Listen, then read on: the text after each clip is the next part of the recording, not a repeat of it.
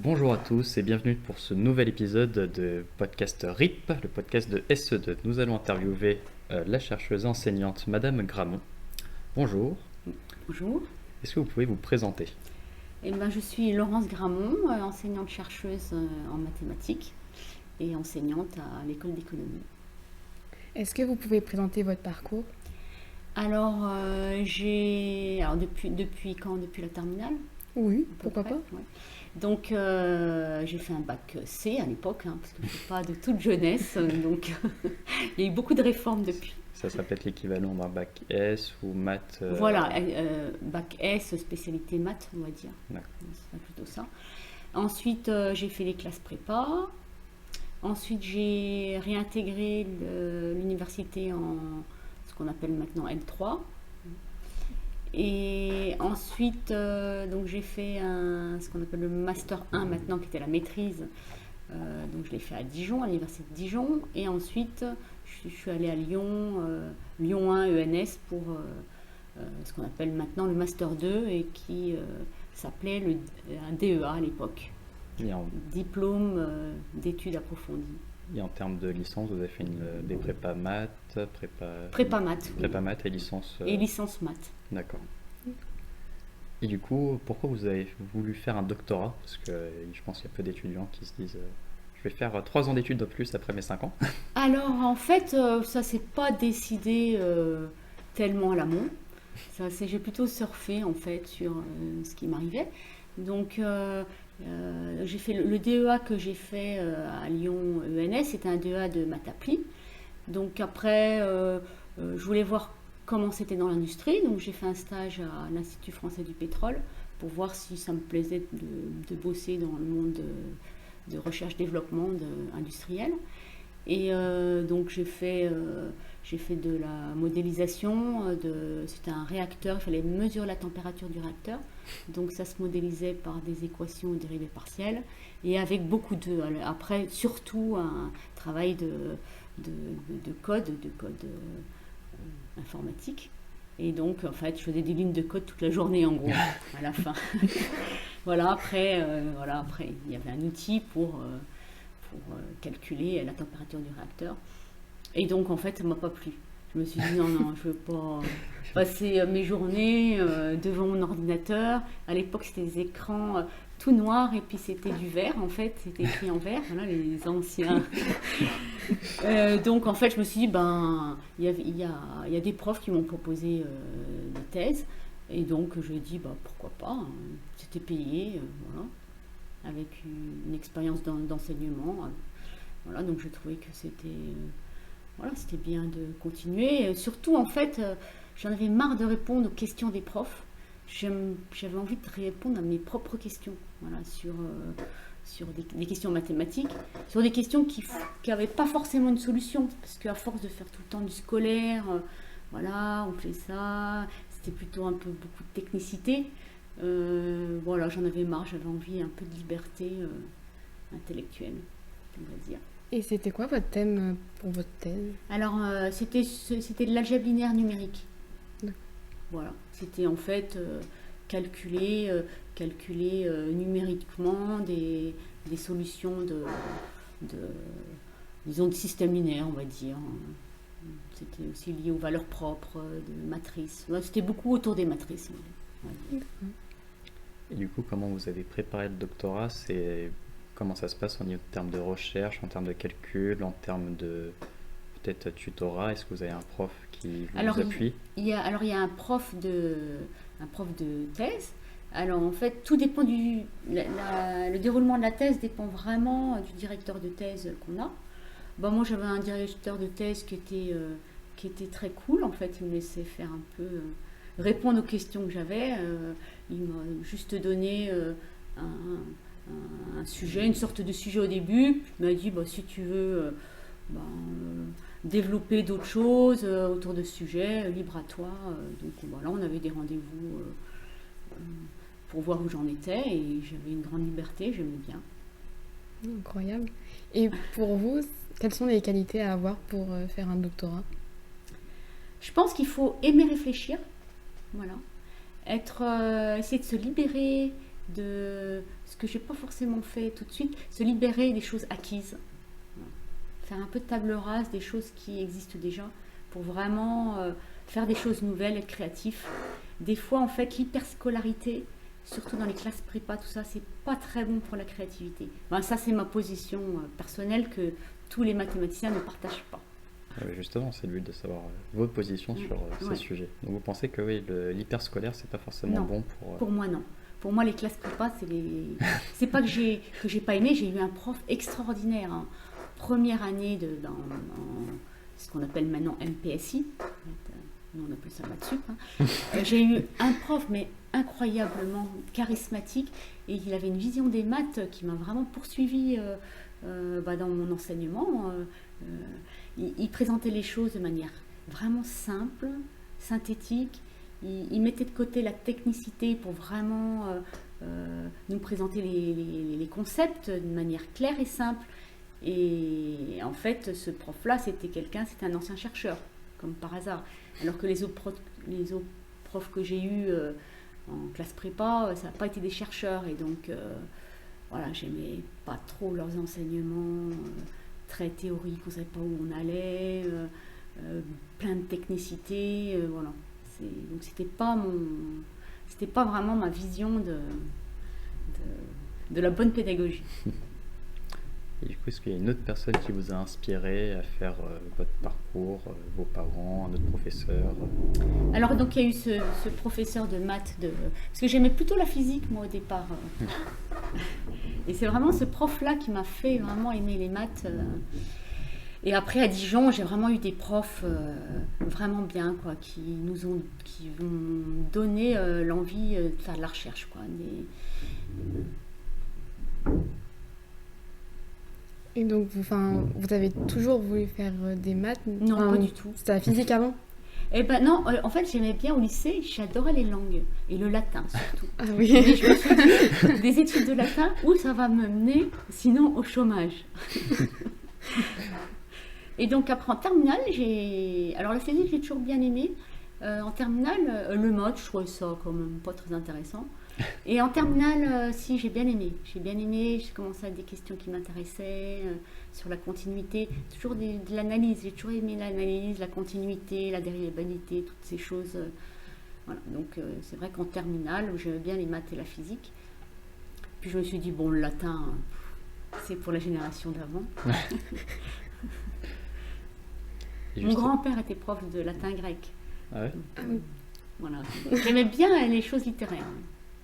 Et justement, est-ce que, vu que vous aimez bien les choses littéraires, est-ce que vous avez toujours été plutôt bonne en maths ou à un moment ça a pêché un peu? Non, en maths, j'ai toujours été bonne sans que ça m'intéresse forcément. Bon, j'ai choisi la facilité, d'aller faire des choses scientifiques. Je crois que c'était dur le français, j'aimais beaucoup, mais je lisais beaucoup tout ça, mais voilà, souvent j'étais hors sujet dans les désertes. Mais voilà, je trouvais que les maths, c'est quand même, il manque de l'humain quand même dans cette pratique des maths. Au niveau de la recherche et tout ça, vous contact. Alors après, on fait de la recherche différemment, suivant les personnalités. Moi, je fais beaucoup de la recherche avec d'autres toute seule. Au bout d'un moment, je trouve que je tourne en rond. J'aime bien le contact, surtout avec des pays étrangers, j'aime bien. Là, ça rajoute un peu de piment à la recherche, parce que tout le temps, avec des équations, des trucs, des fois, il faut sortir de là un peu pour découvrir autre chose du monde. Et donc, si vous pouvez donner un point négatif et un point positif sur les maths, ce serait quoi? Alors, ça dépend sur les maths, si c'est sur la pratique actuelle, c'est un peu vaste comme question. Oui, c'est vrai. Moi, en fait, je trouve que dans le monde des maths, il y a beaucoup de gens qui sont, en fait, qui se sont coupés du monde, voilà, qui se sont coupés du monde, qui sont dans leur petite tour d'ivoire, on va dire, en pensant qu'ils sont les plus intelligents de la Terre. Voilà, c'est ça que je trouve un peu dangereux, parce que c'est vrai que c'est difficile quand même être tout le temps face à soi-même par rapport à la pensée mathématique. Et je trouve qu'il y en a qui sont beaucoup de mathématiciens qui ne sont pas très équilibrés, on va dire. Et sinon, je trouve que bon, c'est passionnant quand même. C'est passionnant. C'est quand même. Alors, on peut voir les maths en tant qu'outil, ce que je fais plutôt moi, parce que je fais des maths applis. Donc, bon, plus ou moins appliquées. Hein. Des fois, on était obligé, des fois, pour trouver des solutions, d'aller loin dans l'abstraction. Mais en tout cas, c'est quand même. Pour moi, c'est un petit peu au service d'autres choses, les maths. Et c'est vraiment ce qui vous attire le plus, le fait que ça soit applicable, pas forcément l'abstrait ou... De plus en plus en fait. Au départ, le questionnement me suffisait. Maintenant, j'aime quand même bien qu'il y ait une application. Et en fait, moi, j'aime bien travailler le thème que je développe actuellement, qui n'était pas forcément le thème de ma thèse. C'est vraiment l'approximation. Donc c'est ça qui m'intéresse. Après, ça peut être, c'est pas moi qui vais m'en servir en fait, c'est des gens qui vont l'utiliser. Alors des fois j'ai des coopérations avec des ingénieurs, voilà, mais c'est pas ces questions d'application directement qui m'intéressent. Je sais pas si vous voyez ce que je veux dire. Et comment vous conciliez le métier d'enseignant et de chercheur? Pour moi, on ne peut pas être bon enseignant si on n'a pas un jour ou l'autre été chercheur.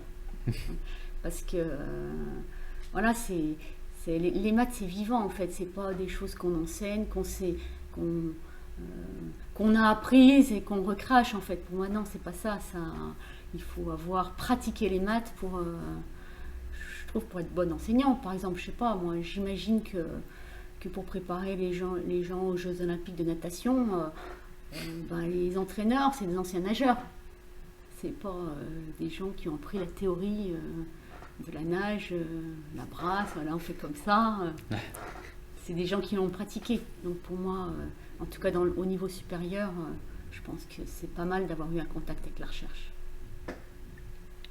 Est-ce que ça vous plaît? Est-ce que votre métier vous plaît? Est-ce que vous vous sentez heureuse dedans? C'est peut-être une question bête, mais en tout cas, je trouve que c'est une question qui est primordiale. Évidemment, il y a plein de choses que j'aimerais changer, mais oui, globalement, j'aime bien. J'aime bien enseigner, quel que soit le public, que ce soit des spécialistes de maths ou des non spécialistes. J'aime bien enseigner, et puis la recherche, j'aime bien, mais surtout en coopération, en fait. Coopération avec l'étranger lointain, on va dire, que j'aime bien. Après, là, ça risque d'être une question un peu compliquée, mais quel est le but de vos recherches au final? Le but, c'est d'essayer d'ajouter aux connaissances ma petite part de fourmi, on va dire, mais essayer de faire progresser un ultra petit domaine des mathématiques. Et que d'autres après puissent s'appuyer sur les recherches que j'ai faites pour progresser encore plus. Et je trouve que ça... donc il y a beaucoup aussi de vulgarisation, de transmission de ce qu'on a fait par les publications.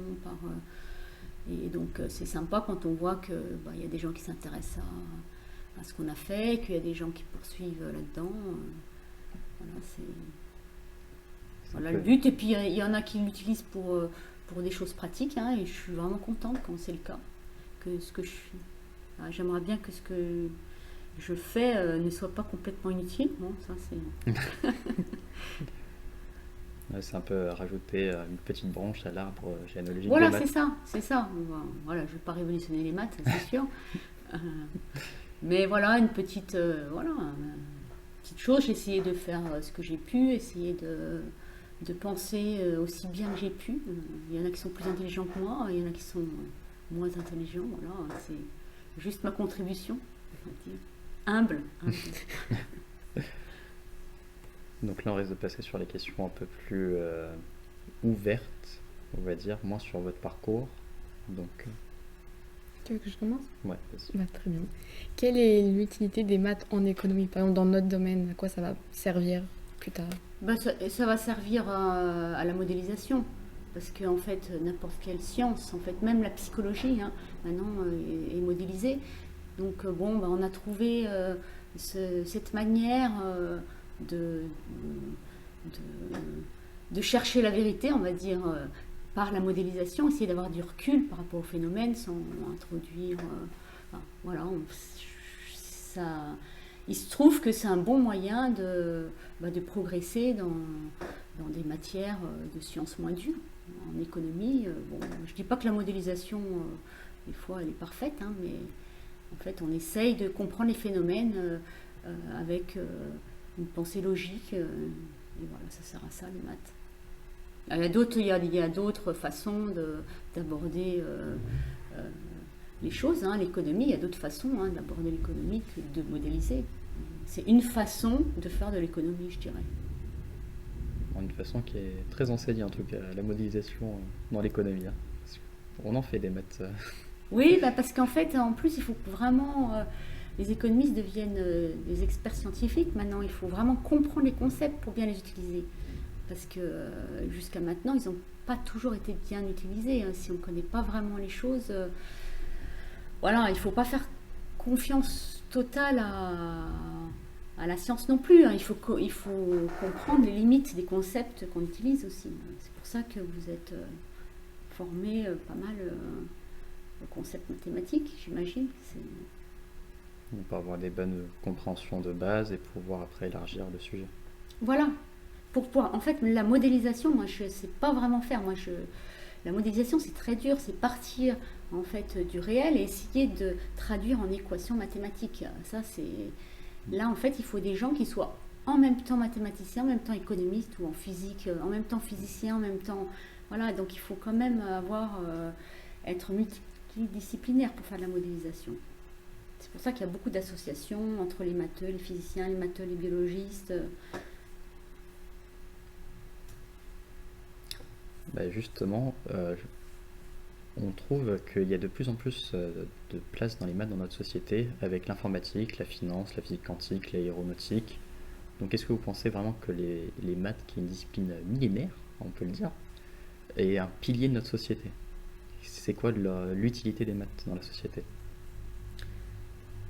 Alors un pilier, je ne sais pas, mais en tout cas, dans tout ce qui est intelligence artificielle, ce qui est très à la mode maintenant, c'est quand même derrière, il y a des maths, hein, de l'informatique, des maths, des algorithmes. Alors je ne sais pas si on peut dire que c'est des maths, mais donc c'est vrai que notre société est très scientifique, enfin en tout cas elle utilise beaucoup d'outils scientifiques, mais ce qui est quand même bizarre, c'est qu'il y a de moins en moins d'appétence pour la science parmi les jeunes.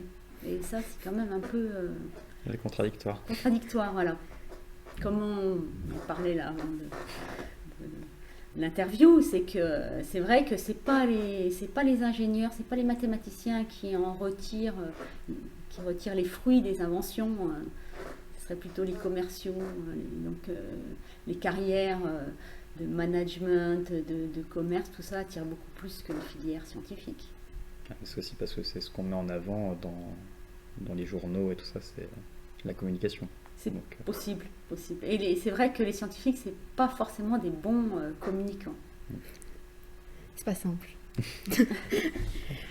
Pensez-vous que l'on découvre les maths ou que les maths sont uniquement un exercice de pensée? Alors ça, je n'arrive pas bien à comprendre la question. En fait, c'était dans un livre où l'auteur se demandait, est-ce que on découvre les maths, est-ce que si on arrêtait d'exister aujourd'hui, les maths continueraient de vivre, entre guillemets? Mais s'il n'y avait plus d'humains, tu veux dire? Oui, en fait. S'il n'y a plus d'humains, il n'y a plus de pensée. Oui, mais c'est dans le sens... là, il prenait l'exemple d'Isaac Newton avec la théorie de la relativité générale. Oui. La formule apparaît tellement simple pour quelque chose d'aussi complexe. Est-ce que vraiment l'homme découvre, en fait, est-ce que l'homme crée les maths via sa pensée, ou est-ce que les maths sont quelque chose d'intrinsèquement existant? Je ne crois pas que les maths soient quelque chose... c'est une question philosophique. Hein. Ouais. Et c'est comme l'existence de Dieu, quoi, en gros. Bon. Non, je crois que... Non, enfin, les maths en tant que chose transcendantale... non, j'ai du mal à... Mais bon, je ne suis pas une grande théoricienne des mathématiques. Hein. J'ai pas vraiment d'idée sur la question. Bon, c'est pas très grave. Quel conseil vous avez pour un étudiant qui aimerait s'améliorer en maths? Je pense que pour s'améliorer en maths, il faut, il faut aimer réfléchir, essayer de s'approprier les choses, pas forcément la technique, mais vraiment réfléchir par soi-même sur les outils qu'on propose, les concepts qu'on propose. Et il faut pas, je trouve qu'il y a beaucoup d'étudiants qui sont effrayés par les mathématiques, qui pensent qu'ils ne sont pas capables de faire des maths. Et voilà, il faut prendre les choses voilà, simplement, en fait, poser des questions, essayer de comprendre le fond des choses, et après, la technique, elle vient, en fait. Donc ça sera plutôt d'abord une compréhension Ouais, de base, et après voilà. sur l'application. Alors après, on peut très bien être bon en maths, parce qu'on est bon en technique, mais pour moi, ça n'a pas tellement d'intérêt. Oui, savoir appliquer. Savoir appliquer, savoir faire un exotype, machin, je trouve ça sans intérêt. Alors après, pour avoir le diplôme, je dis pas, hein, mais je trouve que c'est pas ça qu'en fait que j'aimerais, que j'ai envie d'enseigner, en fait. C'est le plaisir de la pensée libre. Voilà, c'est ça que je trouve intéressant. C'est plus le côté chercheuse qui ressort que le côté enseignant, je pense. Non, non, dans l'enseignement, en fait, je trouve que moi, j'ai trouvé que des fois, mon enseignement m'avait formaté et que j'ai pas trop aimé. Donc, dans l'enseignement, j'aimerais bien faire un enseignement qui n'est pas un formatage. C'est en ce sens que je réponds à ta question. Je voudrais pas, disons, j'aimerais bien inciter les gens à penser les mathématiques et pas forcément avoir peur de faire une erreur. Voilà, c'est ça. Pas les formater à une technique, c'est comme ça qu'il faut faire. Attention, c'est pas... Voilà. Attention, vous êtes nuls si vous pensez ça. Non, il faudrait que ça soit un plaisir, en fait. Oui, mais c'est pas simple de comprendre un énoncé mathématique. Non. Enfin, c'est plus simple de le comprendre quand c'est clairement écrit, vous devez faire ça, que quand c'est pas très bien explicite. Enfin, ouais, il faut pas avoir, en fait, il faut pas avoir peur de se lancer dans l'inconnu, un peu en maths.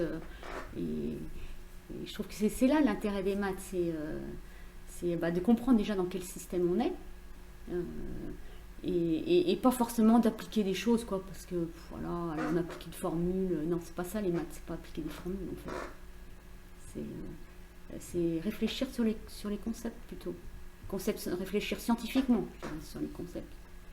Après, c'est parce que c'est aussi comme ça qu'on nous enseigne les maths. Et puis, il y a plusieurs études qui ont montré que souvent, quand on avait des difficultés en maths et quand ça perdurait, la personne avait de moins en moins confiance. Et ce qui explique aussi l'écart entre les hommes et les femmes dans le milieu matheux. Oui. On dit souvent que les femmes sont moins bonnes en maths, c'est simplement parce qu'en fait, on l'a inculqué comme ça. Oui, il y a des stéréotypes. Qui ont la vie dure. Ouais. Moi, j'organise avec des collègues une journée pour les collégiennes et les lycéennes sur les stéréotypes en maths. Et c'est incroyable, en fait. Moi-même, en fait, j'ai été à l'époque en classe prépa, il n'y avait pas beaucoup de filles. Hein. On était peut-être 2 filles sur 45. Et en fait, on n'avait pas. C'était pas très, je dirais, entre guillemets, sexy d'aller faire prépa maths quand on était filles, quoi. Et ça perdure encore. Quand on demande aux lycéennes, aux collégiennes, qu'est-ce qui se dit des filles qui choisissent les maths ou les sciences? C'est parce qu'elles sont asociales, parce qu'elles sont moches. Voilà, en fait. Oui, ça reste en fait dans les mentalités. Mais c'était pas trop compliqué pour vous d'être justement toute seule, être deux en prépa? Non, pas du tout. Non, j'ai bien aimé être avec des garçons, ça me dérangeait pas. Moi, je me posais pas beaucoup de questions. Hein. J'étais pas très mature, moi. Ça, par contre, j'ai l'impression que ça change. Là, on voit de plus en plus de femmes aller dans des milieux plus scientifiques et tout ça, même en termes d'études supérieures. Je trouve qu'il y a une inversion où il y a de plus en plus de filles en termes de proportion que de garçons dans les études supérieures. Eh ben, pas en sciences dures. Ah non, en maths, non. Oui. Alors en médecine, oui, tout ce qui est santé, mais dans les stéréotypes, une fille, c'est bien d'être médecin parce qu'elle s'occupe des autres. Il y a un côté social tout le temps qu'on associe aux femmes, mais non, en fait, la femme qui s'intéresse à l'abstrait, qui s'intéresse pas à la réalité, c'est pas une femme, quoi. Hein.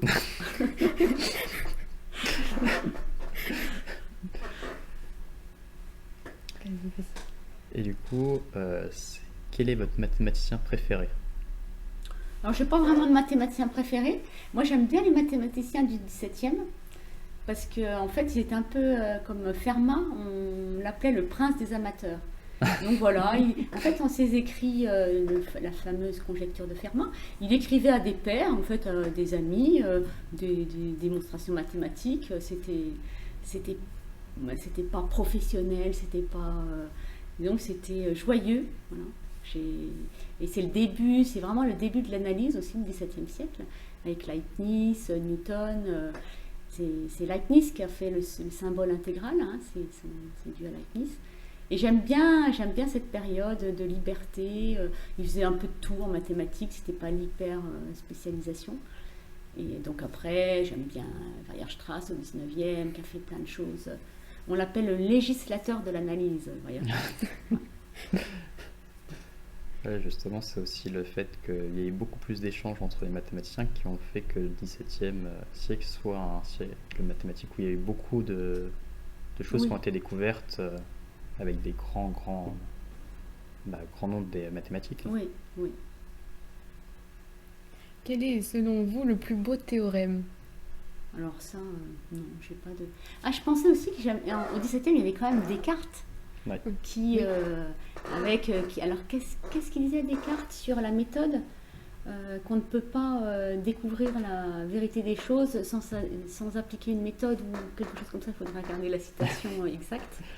Et moi, je suis spécialiste pour déformer les citations. Ah, Donc voilà, le discours de la méthode de Descartes qui dit qu'il faut une méthode précise pour en fait avoir du recul pour essayer de chercher la vérité. Ça j'aime bien aussi. Au 17e aussi. hmm. Alors non, un grand théorème, non. Ouais, parce qu'il y a eu plusieurs écrits, et dont un qui m'a attiré, c'est plusieurs théorèmes des des mathématiciens ont choisi plusieurs théorèmes, et celui qui est ressorti comme étant le plus beau, c'est exponentielle puissance i pi plus 1. Plus 1 sorti de l'exponentielle, et ça donne 0. Parce il y a le 0, il y a le 1, il y a l'exponentielle, il y a le pi, il y a le i, donc ça regroupe un peu toutes les sciences des mathématiques. Ça, savoir Ouais. si vous avez eu un avis là-dessus ou pas. Non, je suis pas assez intellectuelle pour avoir ce genre de réflexion sur les maths en général. Non, pour moi, enfin, voilà. Non, il y a de temps en temps, si vous me donnez un théorème, il y a le théorème de Weierstrass, je le trouve intéressant, mais voilà, pas dans l'absolu comme ça. C'est lié quand même à disons, un historique de la matière, une évolution, tout ça, mais pas. Je trouve que c'est tellement artificiel de dire ah tel théorème. Non, en fait, c'est artificiel, c'est artificiel. Très bien. Est-ce que vous avez un objectif personnel ou professionnel à accomplir dans les prochaines années? Alors, j'aimerais bien être une bonne enseignante. Hein. Essayer justement d'amener les étudiants à avoir du plaisir à réfléchir. Voilà, sans être tout le temps obnubilé par les notes, la réussite. Voilà. Au niveau de la recherche, bon, voilà, j'ai envie de continuer mes collaborations intéressantes, intéressantes mathématiquement et aussi intéressantes humainement, parce que je trouve que on ne peut pas travailler avec quelqu'un qu'on n'apprécie pas humainement. Et puis au niveau plutôt plus sociétal, je dirais, j'aimerais bien quand même poursuivre cette action auprès des filles pour détruire ces stéréotypes des femmes scientifiques, des femmes voilà, et aussi par rapport à la transition écologique, voilà, peut-être que au niveau recherche, peut-être plus me tourner sur des applications liées à l'écologie. C'est drôle de se tourner vers l'écologie alors que en introduction vous avez dit que lors de votre master vous avez fait dans une entreprise liée au pétrole. Oui, Là, c'est... bah Je trouve le justement, lien drôle. bah parce que j'avais pas envie de continuer là-dedans. Hein. Ouais, Ah, non. Est-ce que vous avez une anecdote drôle à nous raconter Ah, les mathématiciens, c'est pas des personnes drôles. Hein. ouais, mais même en cours ouais. Alors, c'est. Qu'est-ce que je pourrais raconter? Ah oui, c'est en fait ma première collaboration en Inde, enfin ma première fois que j'étais en Inde. Alors, c'était en 2004. Et donc, je suis arrivée sur le campus de. Alors, les grandes écoles d'ingénieurs en Inde, ça s'appelle les Indian Institute of Technology. Alors, il y a beaucoup d'argent là-dedans, hein, donc c'est des grands campus très beaux. Et donc, je suis arrivée déjà en pleine nuit à Bombay. Donc, quelqu'un m'a amenée à la guest house. Et en fait, le lendemain, donc je me suis inscrite, tout ça, j'ai dit que j'étais là. Le lendemain, j'ai reçu un mail comme quoi il y avait une alerte à la panthère sur le campus. Alors là, j'étais. Est-ce que vous l'avez vu, la panthère? Non, je l'ai pas vu. Non. Mais le soir, je me promenais avec une lampe de poche parce que la panthère, il paraît qu'il faut l'éblouir pour pas qu'elle attaque. Ouais. Madame Gramont contre une panthère avec une lampe de poche. Voilà. Vous avez Bon, fait- c'est pas des maths, hein, Oui, mais c'est non, c'est C'est bien, drôle. c'est une très bonne anecdote. Et vous avez fait beaucoup d'autres pays Non, en fait, j'ai fait. J'étais dans d'autres pays, mais ma grande collaboration, c'était avec l'Inde. Et j'ai été pendant de 2004 jusqu'au Covid, en fait. Ah oui. Ah oui, Ouais, quand même. j'étais quasiment une fois par an, un mois par an. Et vraiment, j'ai adoré, quoi. C'est mon deuxième pays. Bombay, c'est ma deuxième ville. J'y suis vraiment bien à l'aise. Bon, à part des fois quand il fait trop chaud, je préfère y aller en janvier, même s'il fait un temps acceptable. Et j'ai beaucoup collaboré, en fait, ma grande collaboratrice en recherche mathématique, c'est une indienne, et c'est vraiment avec elle que j'ai fait les choses les plus intéressantes. On était vraiment, pourtant on a des cultures à 1000 lieues l'une de l'autre, hein. Et par contre, on s'est vraiment super bien entendu mathématiquement. On était vraiment complémentaires. Enfin, ça a été vraiment le grand truc de ma vie professionnelle, cette Incroyable. coopération. Est-ce que c'est vous qui avez décidé d'aller en Inde ou ça s'est En fait, ça s'est vous l'avez- fait. J'ai toujours eu quand même une attraction pour l'Inde depuis toute gamine, en fait. Et j'y avais été avec mon sac à dos quand j'étais étudiante, voilà, bourlinguer un peu, quoi. Et par contre, c'était un peu chaud, quoi. Parce que j'avais été en 89, l'Inde n'était pas encore très ouverte, c'était un peu chaud quand même. Et après, en fait, c'est au gré des rencontres, en fait, dans les congrès, j'ai rencontré cette indienne, je l'ai trouvée sympa. Elle avait été invitée dans le labo où j'étais. Voilà, une amitié s'est créée, puis ensuite, voilà, on a décidé de travailler ensemble. Et du coup, vous avez appris l'anglais comment? Parce que j'imagine que vous communiquez beaucoup en anglais. J'ai appris l'anglais à l'école, hein, et puis après, voilà, j'ai parlé. Il n'y avait qu'une façon de s'exprimer, c'était en anglais. Donc j'ai parlé anglais, alors j'ai pas un bon accent, tout ça. Puis les Indiens, ils ont des accents aussi. Ça m'a pas fait. J'ai pas progressé dans mon accent anglais. Hein. C'est pas l'accent british. Hein. Et quelle est votre plus grande fierté aujourd'hui? Fierté mathématique. Oui.